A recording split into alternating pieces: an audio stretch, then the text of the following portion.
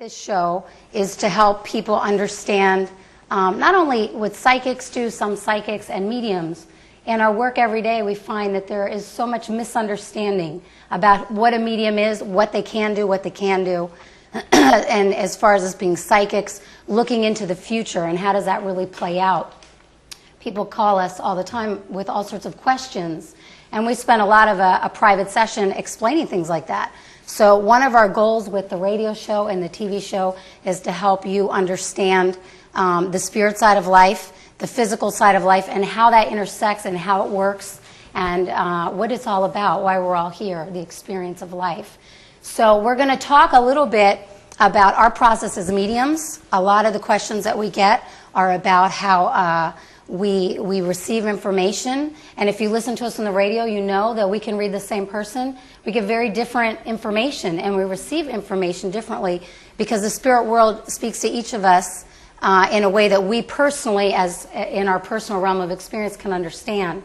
So we're going to talk to you a little bit about that and a little bit about how things work on the spirit side, which is a whole different set of laws than the way things operate here. And then we're going to give you a chance to just ask any general questions, not personal questions. Saying we don't always know what we're saying, what it means.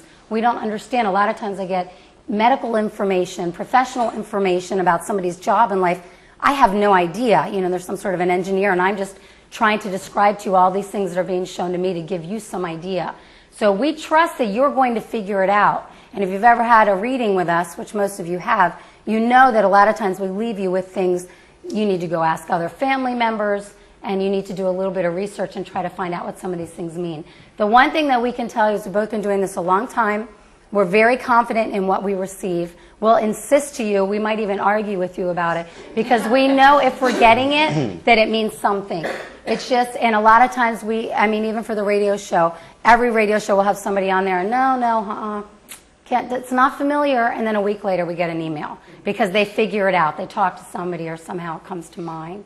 So people sometimes go to too many mediums or go too many times in a row, and they're becoming too dependent on the process. They're not letting go.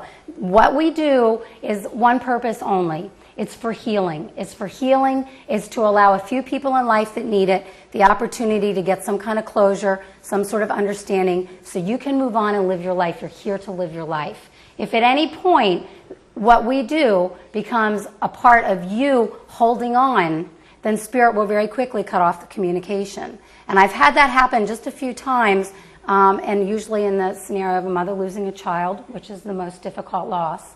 And people get very upset when that happens. So you have to keep this in mind. You can't manipulate this. You can't control it. You know, some of the fortune teller kind of psychics of the world, you know, they make their living on people calling to get information to maneuver and manipulate and control their life and their relationships. We don't do that because we know that this is not what this is about. It's not for the betterment of your physical life in material terms or anything else. It's just for healing. It's for spiritual growth, and it's for the people that need it at that moment. So as you get your readings and as you listen to other people, the best thing you can do is be open. The more open you are to whoever comes through, the better your reading is going to be. The one thing I can tell you for sure is that the spirit world spends a lot of time and effort on deciding who's going to come through in your reading. And if somebody has come through with a particular message, and even though in your mind at that moment maybe it's not very significant, and you're really hoping to hear something else, you know, take that message, because if they brought it through to you, it's very important. And if it doesn't have significance today, it will in the future, and you'll be happy that you got it. About, a lot of people ask, all of us in the United States come from some sort of, most of us Judeo-Christian background. And even if you're not practicing, you come up with that in your head. You form your ideas of heaven and hell and the spirit side from, whatever faith your family was. So we get a lot of questions about that kind of stuff. Where are people on the spirit side? I know personally I do a lot of work with surviving after suicide groups. And that's a big thing when people lose somebody to suicide. Sometimes people have a concern. Are they in heaven? Are they in purgatory? And in line with what Glenn just explained, everybody, you don't have to. I think it's so amazing that everybody spends so much time trying to get into heaven. all these wars are started, all this stuff is going on, all these, push and pull struggles, power control over who's going to get in. And I'm thinking, just die. That's all you have to do. You're going to go. You don't have to think about it. The question is, where are you going to end up on that side? Spirit tells me that there is absolutely no evil. And that's a hard premise because there's some really evil things that happen. There's a lot of evil action. But what Spirit tells me is that spirits are all pure until they come in. And because of our different life experiences, sometimes the soul gets corrupt and we do horrific things. There's no doubt we do evil things. But on the spirit side, where you end up is a lot like how we live here. Different parts of the world, different neighborhoods. So as your family, you may split up and move to different neighborhoods, but you can come together and you can meet. And basically, what is your heaven or hell, and I'm really putting that loosely in quotes just for the sake of this discussion, where you end up is going to be based on how you live your life. You're going to wind up on the spirit side around the same type of people that you spent your physical life with, the same consciousness. I mean, on a spiritual level. Has nothing to do with money, has nothing to do with prestige, power, how intellectual you are, any of that. It has to do with where your heart is. So the people that you spend your life with and the way that you live your life, and let me tell you, it's not the big things, it's the little things. It's the way you treat all the little people in your life. You're going to end up in the same consciousness of people. So with that being said, if somebody is a serial killer or a child molester or a terrorist, when they pass, they're going to end up in a group of souls that are with that same type of consciousness. Well, to one of us, that would be hell. And then that's my theory of kind of how the heaven and hells come into play. But there is no judgment handed down from anyone else. You don't stand before God and get judged. You judge yourself. And just as you did in life, you're probably your harshest critics. You probably judge yourself the hardest. And that's what happens. And sometimes when somebody dies of suicide, they will have regrets that they didn't finish what they came in to do, or that maybe they weren't able to overcome some things that they were working on. But they're not sad, they're not depressed, they're not judged or in purgatory.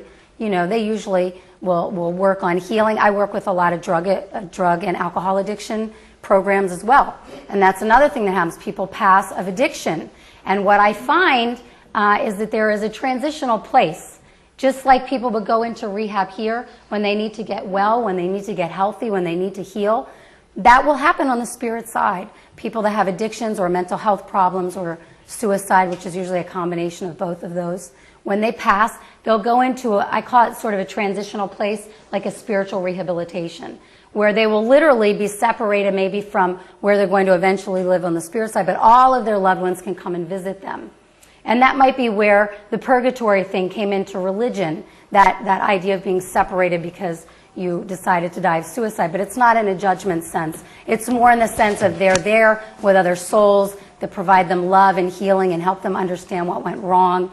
And as soon as they're rehabilitated from this life, they just move on into the spirit worlds, whatever neighborhood they're going to live in. That's also another reason why when we talk to people, your loved ones in spirit, not everybody is always there. Why sometimes we get 2 or 3 spirits there and the other ones are just nowhere to be found. They're off, believe it or not, living their life. Life goes on in a different way.